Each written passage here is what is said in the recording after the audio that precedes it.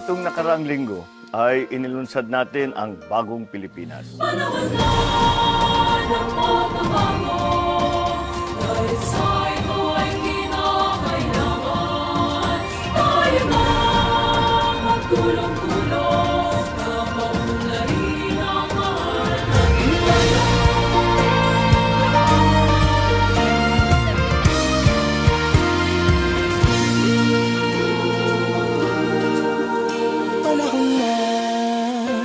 Nakakataba naman ng puso na makita ang ating mga kababayan na nakikiisa sa panawagan ito. Ito ay panawagan para sa kolektibong kilos tungo sa pagbabago ng ating pag-iisip, pananalita at gawa.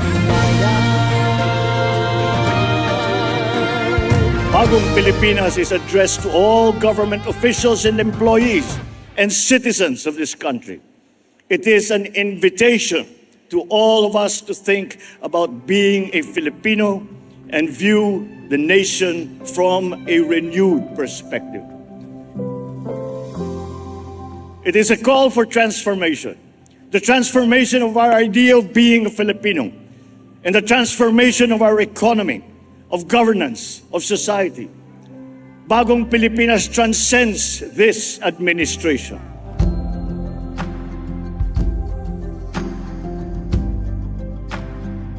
Ito ay hindi pagtakip sa kung anumang mga kakulangan ang meron. Ito ay imbitasyon sa bawat isa na kabahagi ka sa paghahanda at pagpapaganda ng ating bansa. Malaki ang inyong maitutulong, mahalaga ang inyong ginagawa. Ang disiplina, pagiging mahusay at magaling sa kanyang-kanyang larangan at pagmamahal sa bayan. Ito ang mga sangkap ng isang makabagong Pilipino na ating isinusulong. Ngunit hindi lang ito ang mensahe ng Bagong Pilipinas. Binibigyan din dito ang kalagahan ng maayos na trabaho mula sa amin sa pamahalaan.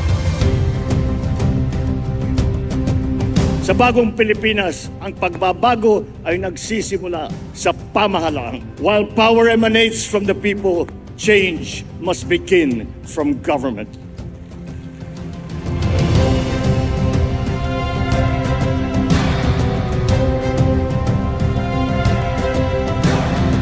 Sa isang bagong Pilipinas, lalo pa natin pupukpukin na maging maayos ang ating mga lingkod bayan.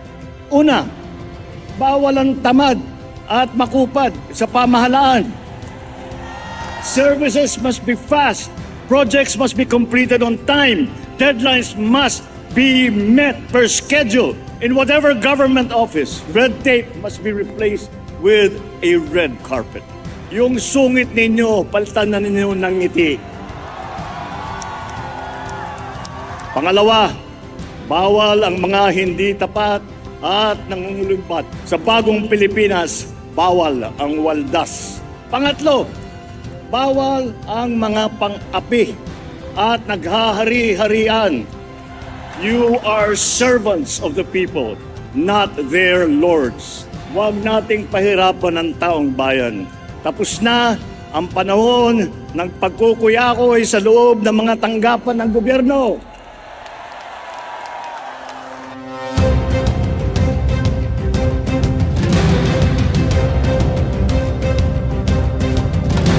Ang tagumpay ng panawagan na ito ay nakasalalay sa ating pagkakaisa. Sa isang bagong Pilipinas, walang puwang ang mga paninira at paghahatakang pababa. Unahin natin ang ating bayan. Magbago na tayo dahil walang bagong Pilipinas kung walang bagong Pilipino.